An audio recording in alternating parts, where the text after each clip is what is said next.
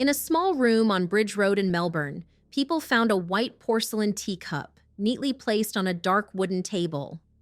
That tea had a pleasant aroma, carefully prepared by a woman for a weary guest. Later, that ordinary cup would become evidence exposing a string of crimes that had stretched on for years in silence.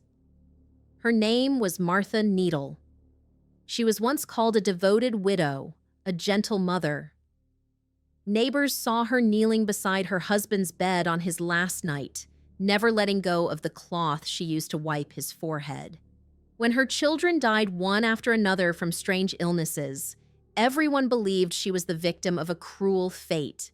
But in the old forensic records, alongside the sympathetic testimonies, there were also cold numbers. The levels of arsenic in each child's body in every life insurance policy signed before death occurred. People said that in those days, life insurance was the only way the poor could keep a little security. Perhaps Martha once believed she was merely protecting herself from poverty, and everything began as a form of preparation. Then, when she prepared the final cup of tea, compassion slowly gave way to suspicion. Someone wondered how many times that woman had quietly watched the pain of her loved ones, as if it were a ritual already decided. Perhaps more than once she told herself that loss was simply the necessary step to secure peace at last. Those questions, more than a century later, still have no certain answers. And that teacup, resting in that silent room, still evokes the fragile line between love, fear, and evil. Before everything became part of a criminal record, Martha Needle had lived years that seemed more peaceful than any other time in her life. She was born in 1864 near the town of Morgan, a dry land in South Australia where the wind blew through wooden houses, and the shouting of adults often drowned out the voices of children. Her life from the very beginning was surrounded by poverty and misfortune. The whole family crowded together in a cramped two-room house in North Adelaide, where deprivation was a shadow haunting them every day. Her father died early, leaving her mother, a harsh woman, to raise the children alone. Her mother remarried Daniel Foran, an Irishman. He had once been a soldier who deserted 3 times, carrying a reputation marked by disgrace and a violent temper. He drank heavily, was quick to anger, and more than once drove the family to the edge of ruin. In the few memories that remained, people recalled Martha as a quiet child who slipped into the shadows whenever her mother and stepfather started to argue. Her childhood was a series of dark days where love and comfort seemed like unattainable luxuries. At 13, unable to endure the suffocating life at home any longer, Martha ran away. She turned to work as a domestic servant, a common choice for poor girls of that era. It was the first time Martha left the house filled with fear to step into a new environment. She lived in the homes of strangers, forced to learn how to survive in harsh conditions, serving families wealthier than hers, who often treated her as something lesser. Even though she had escaped her mother and stepfather's control, Martha did not feel much better. The years working as a servant hardened her into a resilient woman, but also deepened a quiet loneliness and resentment inside her. In 1882, at the age of 19, Martha married Henry Needle, a carpenter in Adelaide. To her, this marriage was like a ticket out of the dark corridors of her childhood. She believed that a stable home, healthy children, and her husband's work would be a wall protecting her from hardship. The couple moved to Richmond, Melbourne in 1885, where they had 3 daughters, Mabel, Elsie, and May. However, married life was not a dream. Henry was described as a jealous man and sometimes violent, causing Martha's small family to remain trapped in tension. Financial difficulties, combined with the pressure of raising 3 young children, only made the oppressive atmosphere heavier. Sometimes neighbors saw Martha sitting outside at dusk, holding a baby in her lap, her gaze quietly fixed on the empty yard. They thought it was a sign of gratitude, a woman who had known deprivation now having a decent house and a family. Few could have imagined that, In those moments, Martha was trying to convince herself that she could get through everything, that she deserved peace after so many years of hardship. At that time, few people ever thought of divorce. But Martha Needle's happiness was not built only on warm meals or quiet evenings.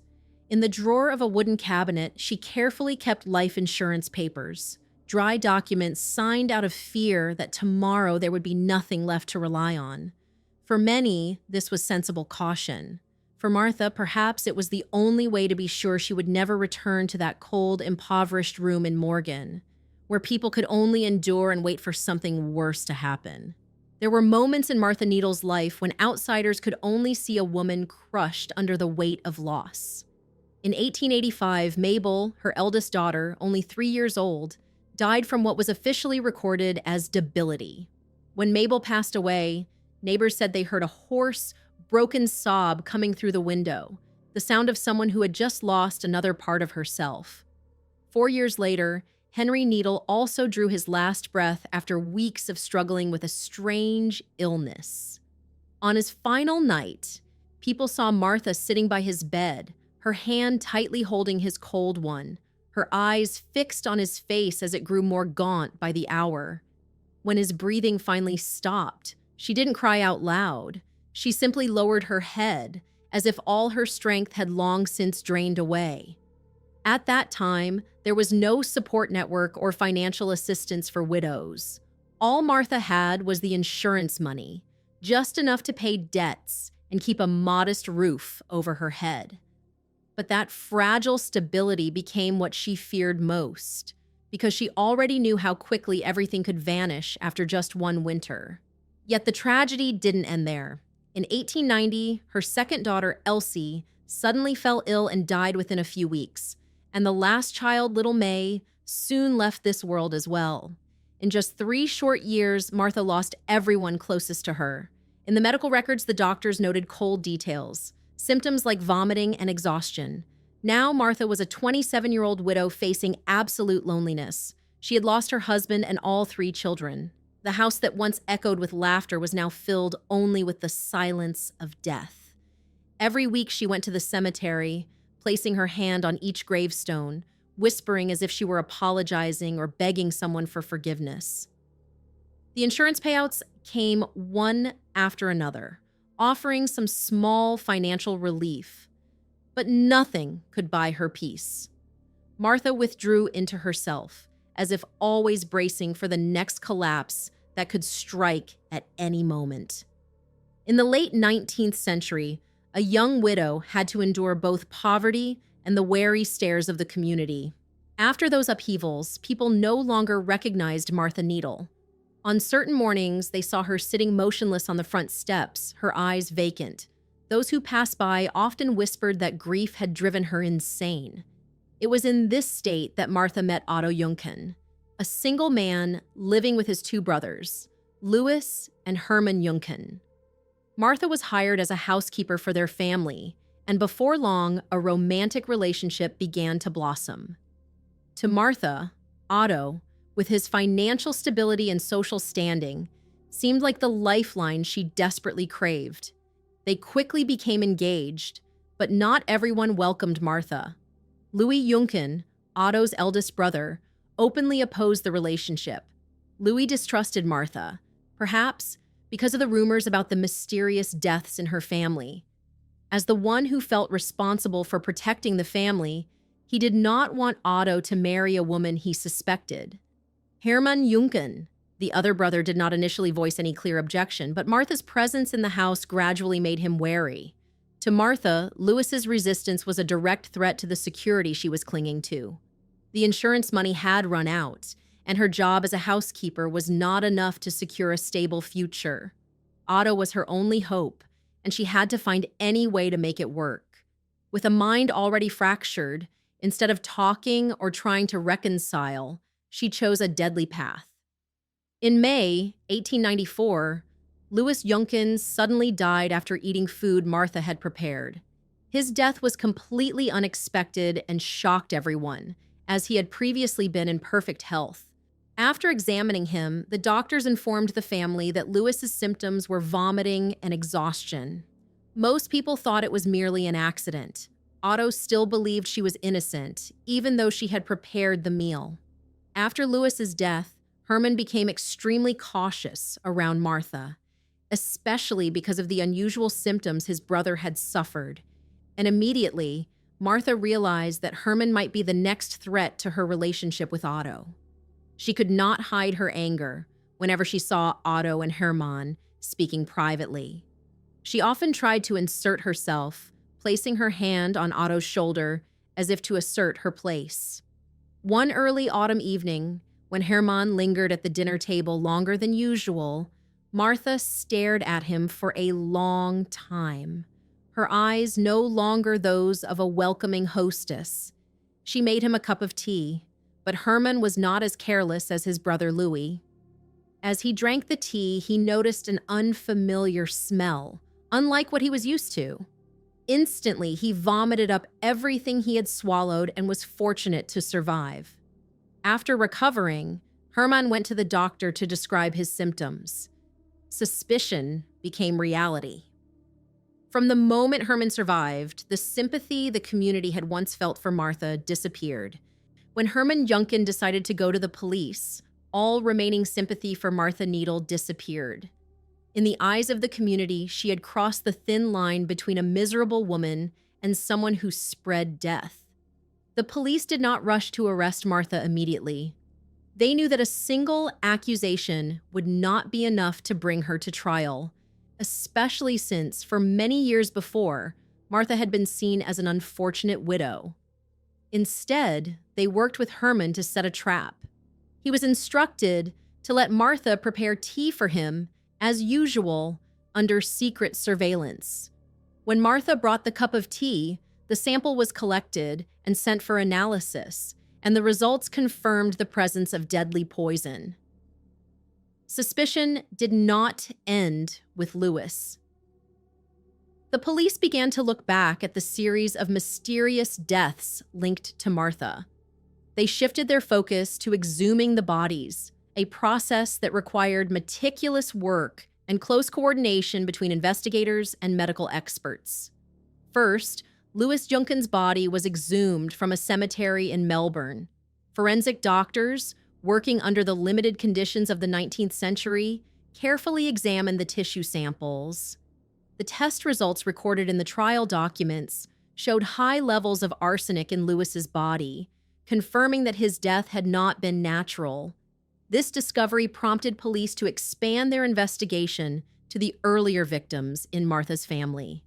They obtained permission to exhume the remains of Henry Needle, her husband, who had died in 1889, and her 3 daughters, Mabel, who died in 1885, Elsie, and May, who died in 1890. Exhuming these bodies was an extremely challenging task. The cemetery where Henry and the children were buried required cooperation with local authorities to ensure legal procedures were followed. The exhumation teams worked by lamplight through cold winter days, carefully digging up each grave. The remains of Mabel, Elsie, and May, though they had decayed for years, were thoroughly examined by forensic experts. Chemical analysis, using the most advanced methods available at the time, detected traces of arsenic in all the bodies, from Henry to the 3 young girls. Each result was a piece of evidence, assembling a picture of a series of crimes that had lasted nearly a decade. The investigation, with the bodies speaking from beneath the ground, revealed the portrait of a woman obsessed with security, willing to kill to protect it. The news spread across Melbourne like wildfire. The press called her the Richmond poisoner. Newspapers that had once published photos of Martha holding her children now replaced them with headlines full of condemnation. In just a few short weeks, the woman once praised for her devotion became a symbol of ultimate betrayal, a person who had not only killed strangers, but destroyed her own family. During questioning, she faced the investigators with a frightening calm. When a reporter asked whether she felt any remorse, Martha answered softly in an even voice, that she was ready to accept punishment. It was the indifference of a fractured mind, or perhaps the result of years of accumulated loss, leaving a woman with nothing left to hold on to. But the public's judgment was only beginning. The trials would decide her fate. The trial of Martha Needle began in September 1894, drawing the attention of all of Melbourne. The courtroom was packed with people, from reporters to curious residents who had once believed she was a devoted mother. Martha appeared in court with a calm demeanor. She wore a simple black dress and held a white handkerchief. Witnesses who had known Martha were called to testify. Some said they had seen her grieving by the bedsides of her sick husband and children. Others described the strange change in Martha after each death, a coldness gradually overshadowing her initial sorrow. The prosecutor presented detailed records of each death. Every piece of forensic evidence and each witness statement seemed like another blow cutting away the image of an unfortunate woman. Doctors confirmed that the bodies of Louis Junkin and Martha's family members all contained high levels of arsenic. They described the repeated method of poisoning, a pattern of behavior that could not be seen as accidental. The defense attorneys tried to build an image of Martha as a wife and mother suffering from mental illness, no longer able to tell right from wrong. They spoke of her impoverished childhood, the series of losses, and the despair that had led to psychological collapse. But the prosecutor countered that no sign of insanity was strong enough to erase her criminal responsibility. The forensic findings from the exhumations were presented, creating a heavy silence in the courtroom. Each examination report detailed the levels of arsenic found in the bodies of Henry Needle, the 3 children, and Louis Junkin, along with records of the insurance policies signed shortly before each death. The prosecutor concluded that this was a deliberate sequence of actions to maintain financial security and protect her relationship with Otto Junkin, regardless of the consequences. After 3 days of hearings, the jury took less than an hour to deliver its verdict. Martha Needle was guilty of murder. She was sentenced to death by hanging. In that moment, there were no screams or sobbing. Martha Needle stepped down from the stand with a quiet demeanor, as if she had long accepted that her life no longer had a way back. On October 22, 1894, Martha Needle stepped onto the gallows at Old Melbourne Jail, bringing to a close the series of crimes that had taken the lives of her husband, her 3 daughters, and Louis Junkin. Her body, along with the headstone engraved with MN and the date of her execution, was later removed during construction work, as if society wanted to bury the memory of a woman who had once spread death through arsenic. Behind the death sentence, her story still leaves behind questions more haunting than any accusation. Martha was not a murderer from the beginning. She was a child who grew up in poverty and violence, a mother who once stayed awake all night by the bedside of a sick child, a 27-year-old widow who lost everything in just a few years. It was the fear of loss and the desperate need for control that turned her into a poisoner, though no one could say exactly when. In that era, there was no place for a vulnerable woman to seek help. Every failure had to be endured alone.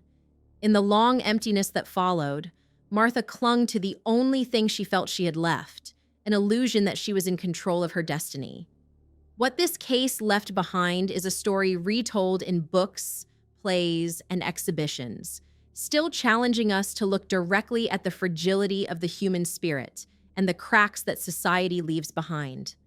More than a century later, the story of Martha Needle still reminds us that not every criminal is born out of blatant greed or obvious violence. Sometimes it begins with an unnamed fear, with a longing to survive that has grown beyond the limits of endurance. And if society has no space for vulnerable people to seek help, they may choose ways of surviving that are more ruthless than anyone could imagine. The question remains, if driven to absolute despair, can a person still tell the difference between love and destruction? And we, those who stand outside and judge, Can we be sure we would not lose our way if one day we lost every source of support? What do you think? Was justice truly served? Let us know your thoughts in the comments, and don't forget to like and subscribe for more real stories that still echo today.